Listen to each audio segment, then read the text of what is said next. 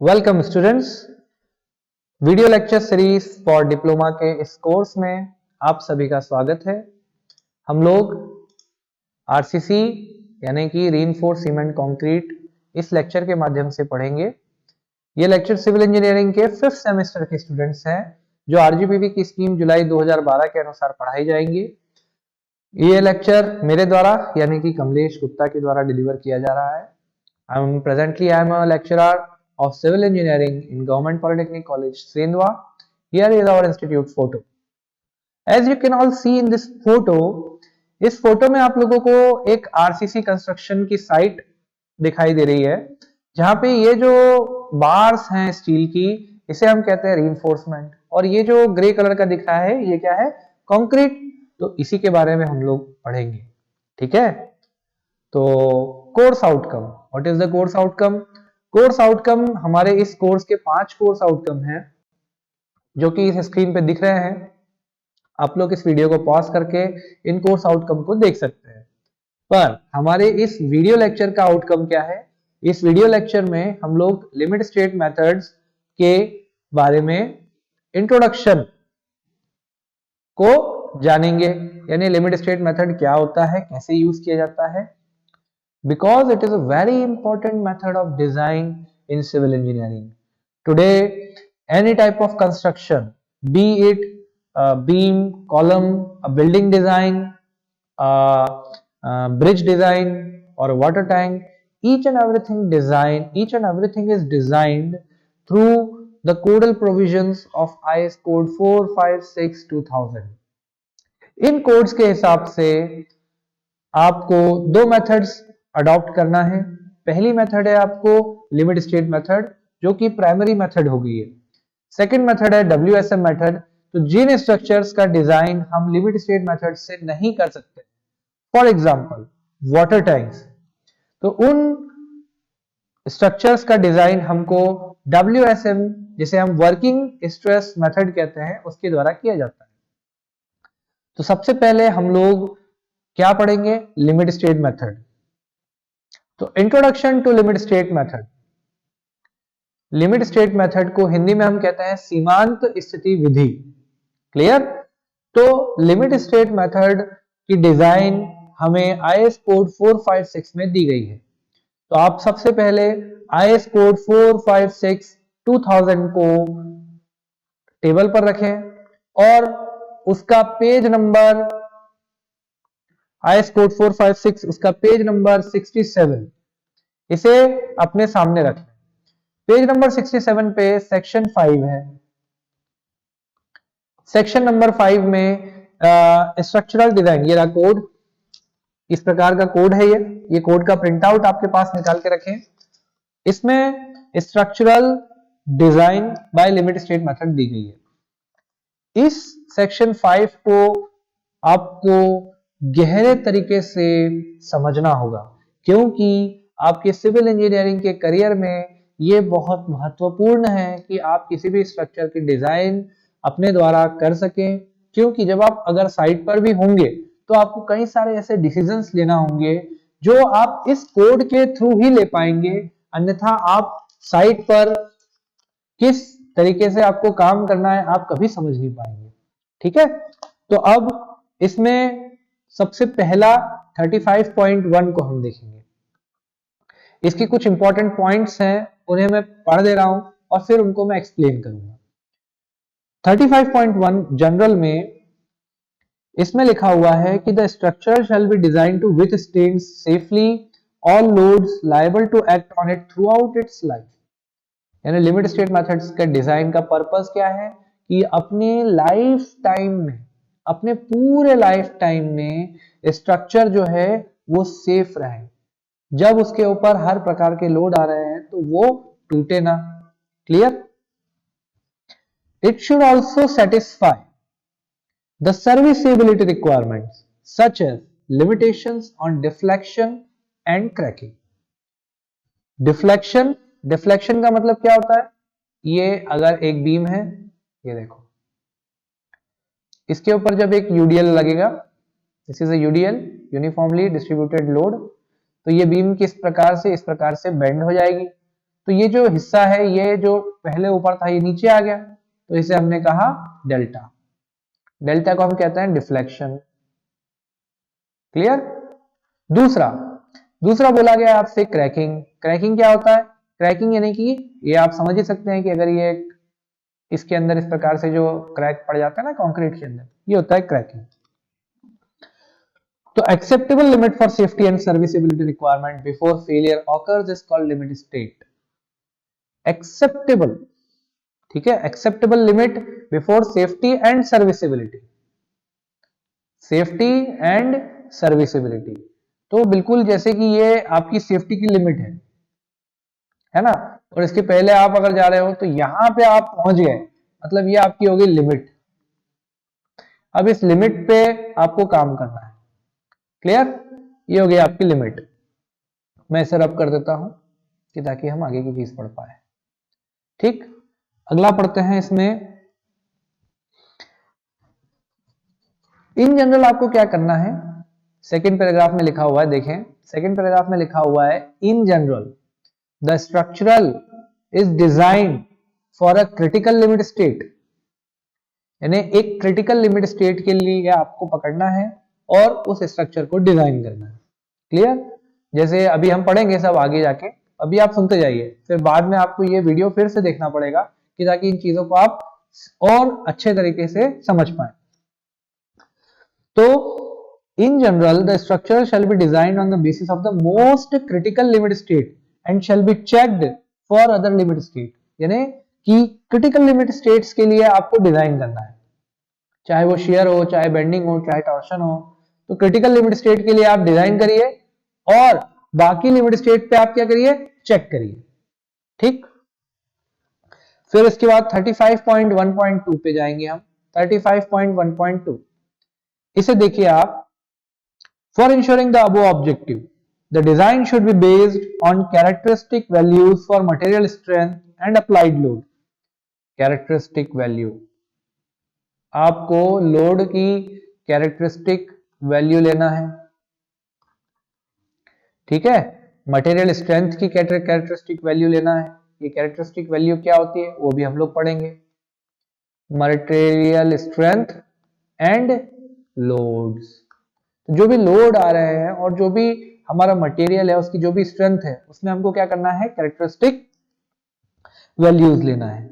उसके बाद में हमको क्या करना है, उसमें पार्शियल सेफ्टी फैक्टर्स लगाना है। क्या लगाना है, पार्शियल सेफ्टी फैक्टर्स। ये सब क्या होता है, ये सब हम लोग पढ़ेंगे, पर अभी आप ध्यान रखिए कि आपको क्या करना है, पार्शियल सेफ्टी फैक्टर। आपको सबसे पहले कैरेक्टरिस्टिक वैल्यूज लेना है, फिर उसके ऊपर आपको पार्शियल सेफ्टी फैक्टर लगाना है। ये सब हम क्यों करते हैं, क्योंकि साइट के ऊपर आपने कंस्ट्रक्शन किया, कंस्ट्रक्शन पे ड्यू टू पुअर वर्कमैनशिप और due to poor quality control there are chances that the concrete may not achieve its desired strength. So to prevent a structure from failure due to such poor workmanship, we take partial safety factor। क्या लेंगे हम, partial safety factors लेंगे। ये safety factors क्यों लिए जाते हैं, कि ताकि साइट के ऊपर जो काम किया जा रहा है उसकी गुणवत्ता अगर प्रॉपर नहीं हुई तो हमारा स्ट्रक्चर फेल नहीं होना चाहिए। तो उसे देखते हुए हम लोग क्या करते हैं, पार्शियल सेफ्टी फैक्टर लेते हैं और कैरेक्टरिस्टिक वैल्यूज लेते हैं। क्लियर। ठीक है। अब इसमें सबसे पहला आता है, चलिए अब इन लिमिट स्टेट में सबसे पहले लिमिट स्टेट आती है limit state of collapse. Clear. So what is limit state of collapse. Collapse जैसा कि नाम समझ में आ रहा है आपको, एक तो ये क्या है, limit state of collapse. Collapse यानी कि सेफ्टी की बात कर रहे हैं। किसकी बात कर रहे हैं, सेफ्टी की। ये देखिए आपने ये बिल्डिंग बनाई, ये बिल्डिंग का इसे हम क्या कहेंगे, बीम, इसे क्या कहेंगे, कॉलम। क्लियर। अब इस बीम के ऊपर जब लोड लगेगा, कोई यूडीएल लग रहा है, डेड लोड लग रहा है, लाइव लोड लग रहा है, तो इन लोड्स के कारण क्या होगा, ये बीम के ऊपर लोड आएगा जिसके कारण इसके अंदर स्ट्रेसेस जनरेट होंगी। जब वो बीम के अंदर उत्पन्न होने वाली स्ट्रेसेस बाहरी लोड के कारण आने वाली स्ट्रेसेस से कम होगी तब हमारी बीम फेल हो जाएगी। क्लियर? क्या कहा मैंने? The strength of beam if it is less than the stresses due to the loads then the failure will occur. Clear? ठीक है, तो अब सबसे पहले लिमिट स्टेट आती है हमारी कोलैप्स में। कौन कौन सी आती है? एक होती है, ये लिखा हुआ है इसमें, bending, shear, torsion and axial loads. Bending, shear, torsion and axial loads. Question आता है व्हाट इज बेंडिंग? बेंडिंग किसे कहते हैं? बेंडिंग क्या होगा? हमारे ये बीम के ऊपर जब इस प्रकार से लोड आएगा तो ये बीम हमारी क्या हो जाएगी? बेंड हो जाएगी। What is shear? shear को हिंदी में हम कहते हैं कर्तन बल। कर्तन किसे कहते हैं? ये देखो, ये एक मैंने बीम बनाई, इसके ऊपर एक लोड ऐसा आया, एक लोड इधर आया, तो क्या होगा अगर ये इस प्लेन से फेलियर हो गया, ठीक है, तो ये वाला हिस्सा हमारा क्या हो जाएगा? ऊपर चले जाएगा, ये हिस्सा नीचे आ जाएगा। तो ये जो प्लेन है ना, यहां पे कौन सी स्ट्रेसेस जनरेट होंगी? shear स्ट्रेसेस जनरेट होंगी। सिंपल, यानी कि पैरेलल प्लेन्स। इस प्रकार से अगर कोई फेलियर हो रहा है तो उसे हम कहेंगे shear। बेंडिंग कैसा हो गया? इस प्रकार से मुड़ना। shear कैसा हो गया? ऐसा। टॉर्शन कैसा हो गया? कपड़े धोते हैं तो उनको जब निचोड़ते हैं तो उनके ऊपर कौन सा स्ट्रेसेस जनरेट होंगी? टॉर्शन। और एक्सियल लोड्स, एक्सियल लोड तो सिंपल है, ये हो गया हमारा कंप्रेशन, ये हो गया हमारा टेंशन। ये देखो मैं यहां बना देता हूं, इसे मिटा देता हूं। तो एक्सिस के अलोंग जो लोड लगेंगे वो कहेंगे एक्सियल लोड। ये हमारा एक्सिस हो गई, ये अगर लग रहा है तो ये क्या है? टेंशन, ठीक।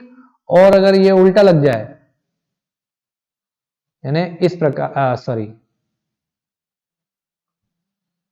यानी दोनों तरफ से दबाव आ जाए, है ना, तो हम क्या कहेंगे? इसको कंप्रेशन।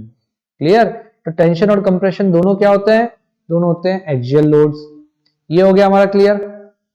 तो इन लोड्स के ऊपर अगर हम इनके ऊपर हमने क्या बोला कि ये जो है ये these are the limit state of collapse. तो लिमिट स्टेट ऑफ कोलैप्स कौन कौन सी हो गई? Bending, shear, torsion and axial loads. Clear? इसके बाद में आता है नेक्स्ट हमारा लिमिट स्टेट ऑफ सर्विसेबिलिटी। तो लिमिट स्टेट ऑफ सर्विसेबिलिटी क्या है भैया? लिमिट स्टेट ऑफ सर्विसेबिलिटी में दो चीजें आती हैं, एक होता है डिफ्लेक्शन और दूसरा होता है क्रैकिंग। एक क्या होता है लिमिट स्टेट में? पहला होता है डिफ्लेक्शन, दूसरा होता है क्रैकिंग। तो हमने देख लिया डिफ्लेक्शन किसे कहते हैं।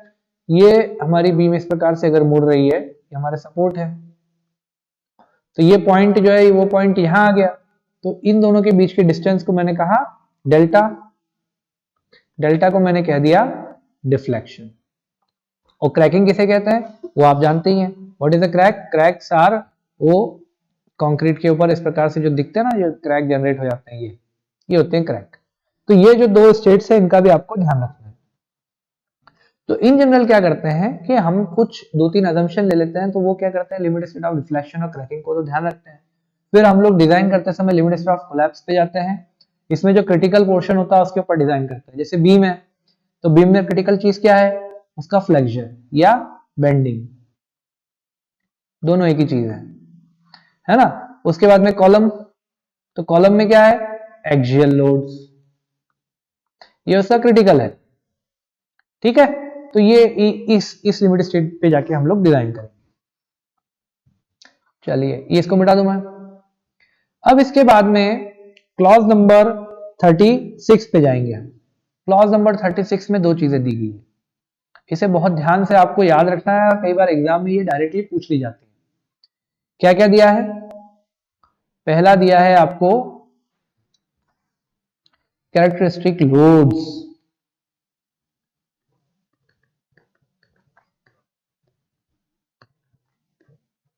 What is the characteristic load? मैं डेफिनेशन पढ़ता हूं। The term characteristic load means that value of load which has a 95% probability of not being exceeded during the life of the structure. Very simple definition. हम कोई structure design करते हैं तो हम ये अज्यूम करते हैं कि उसके ऊपर कुछ लोड आएंगे। क्लियर? अब मान लो एक मैं घर बना रहा हूं, ये घर मैंने बनाया 30 साल के लिए।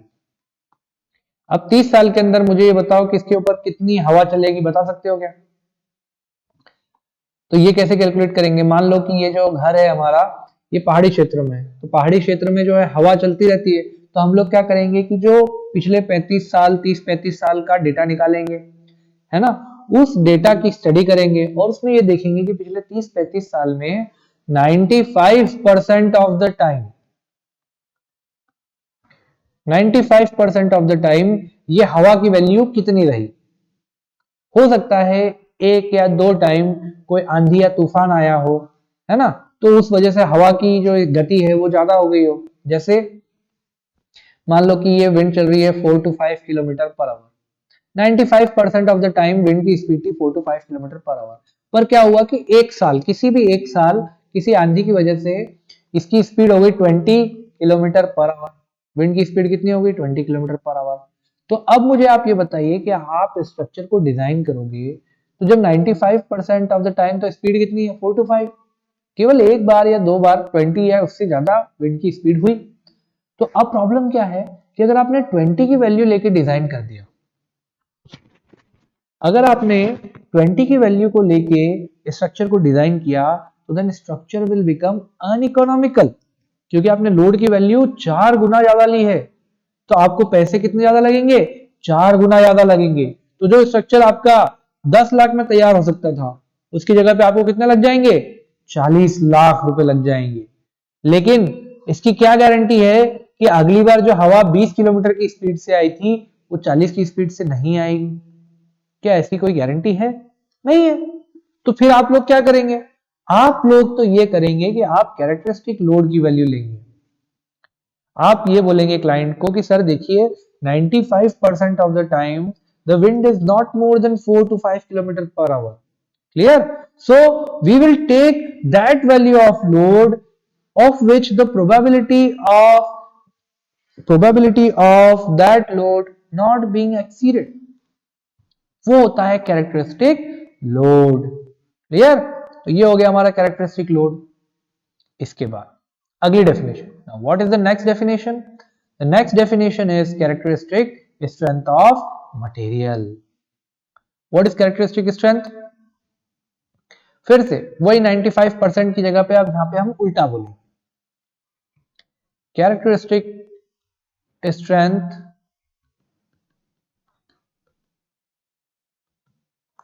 of material। what is characteristic strength of material? मैं पढ़ देता हूं।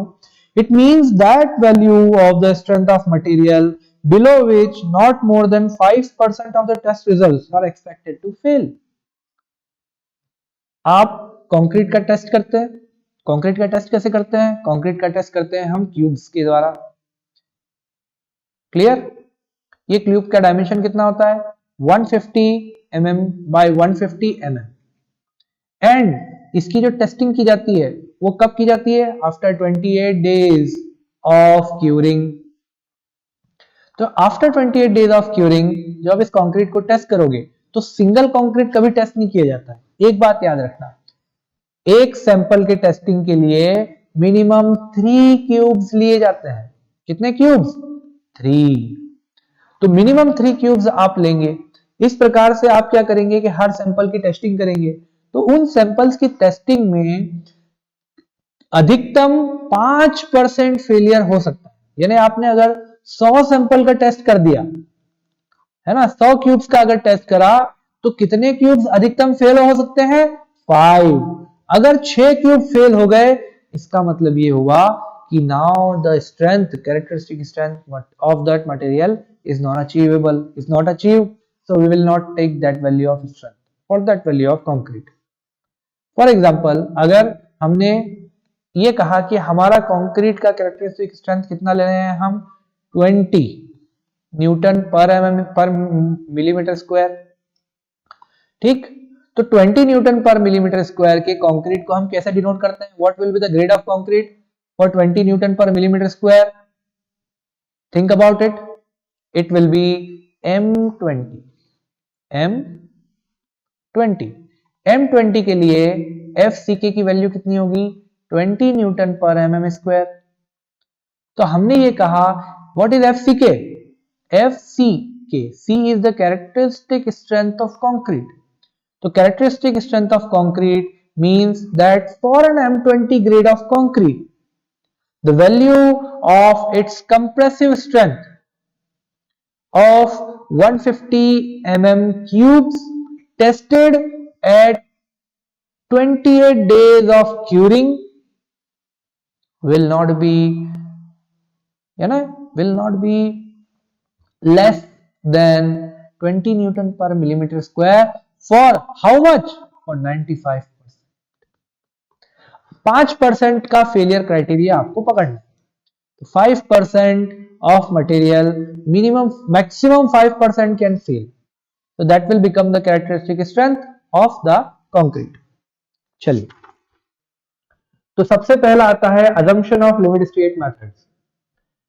लिमिट स्टेट मेथड के assumptions क्या क्या है? तो उसके लिए आप क्या करें, सबसे पहले ये अपना कोड है IS कोड 456-2000।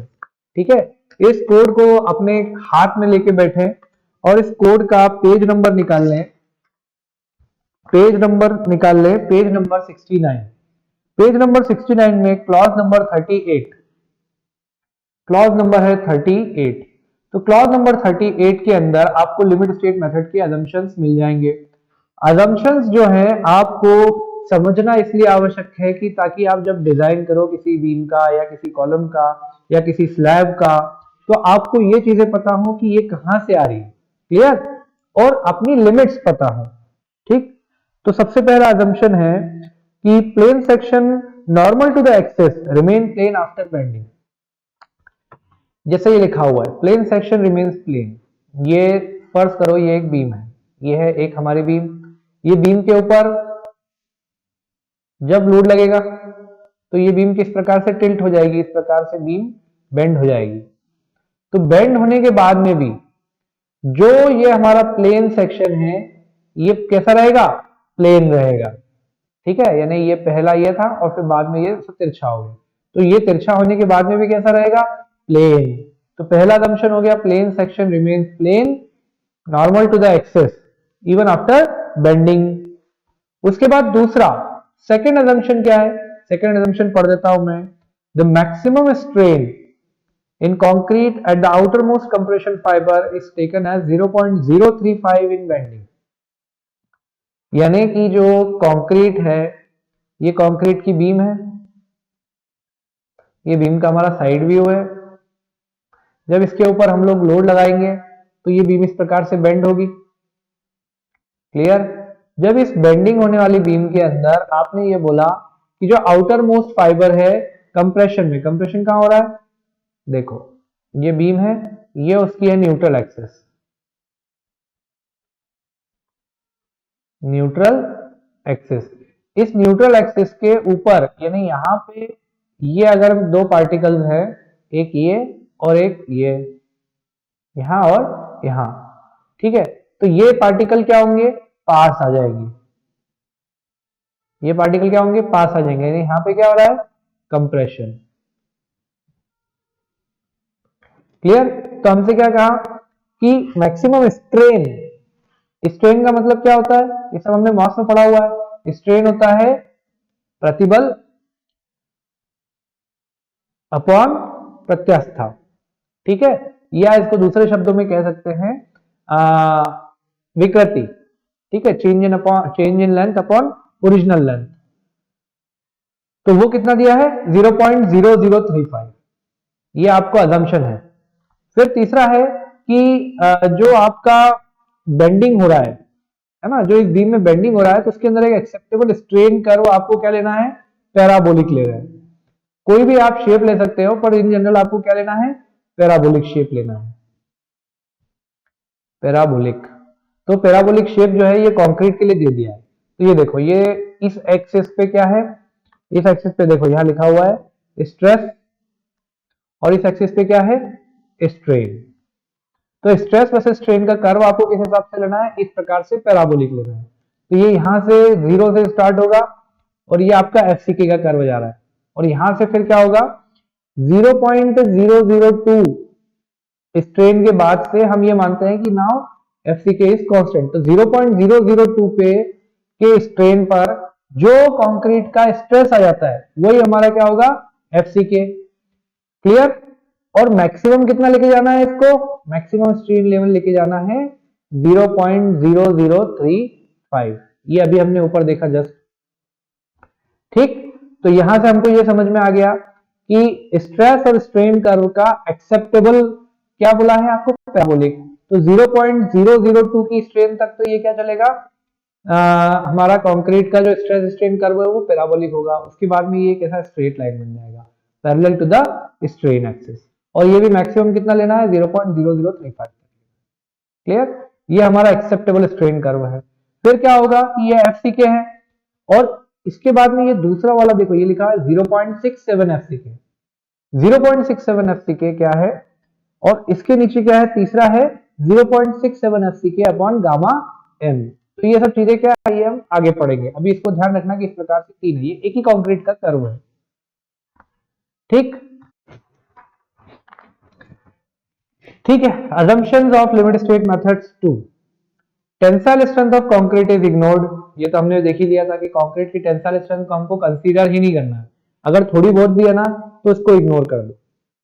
उसके बाद पार्शियल सेफ्टी फैक्टर लेना है आपको स्टील के लिए, कितना लेना है, ये लेना है gamma m is equal to 1.15। इसके बारे में लिखा हुआ ये है, the stresses in reinforcement are derived from the representative stress strain curve for the type of steel used. ठीक है, आपको एक टिपिकल कर्व भी दिया हुआ है, पर इसमें आपको ये इंपॉर्टेंट बात याद रखना है कि गामा एम आपको कितना रखना है 1.15। अगला पॉइंट है maximum strain in the tension reinforcement in the section at failure shall not be less than maximum strain in the tension reinforcement.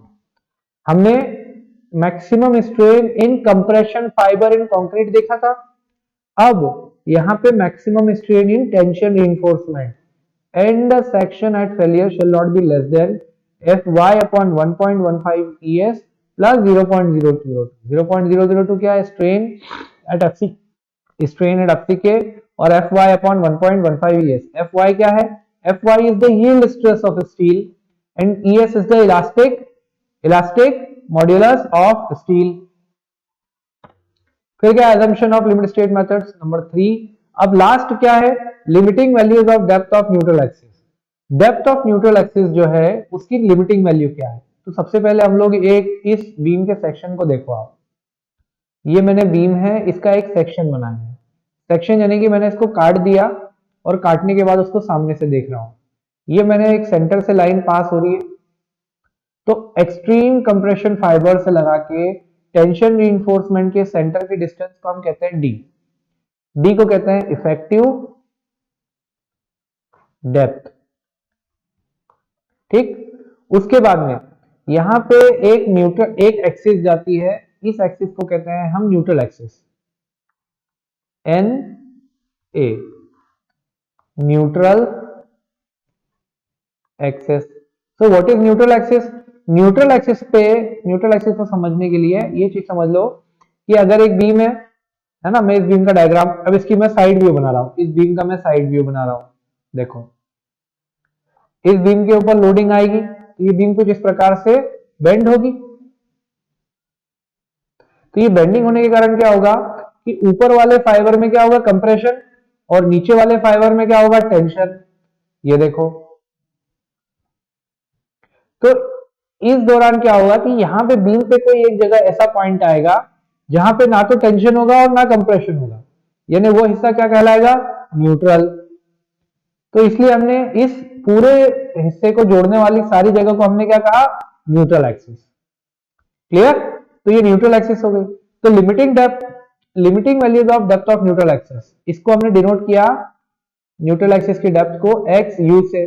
तो एक्स यू की मैक्सिमम वैल्यू Fe415 के लिए सॉरी FE250 के लिए 0.53 है, FE415 के लिए 0.48 है, FE500 के लिए 0.46। ये आप याद रखना, ठीक है। इसका एक डेरिवेशन भी होता है पर वो हमारे काम का नहीं है। तो FE250 के लिए XUmax by D की वैल्यू कितनी है? 0.53। ये सब कौन से पेज पे चल रहा है? ये पेज नंबर 70 पे आ गया हम लोग, IS कोड 456 के। तो उसमें आप लोग देख ले और अपने कोड में कोई टिक वगैरह मत करना, क्योंकि वो फिर एग्जाम में काम का नहीं रहता है।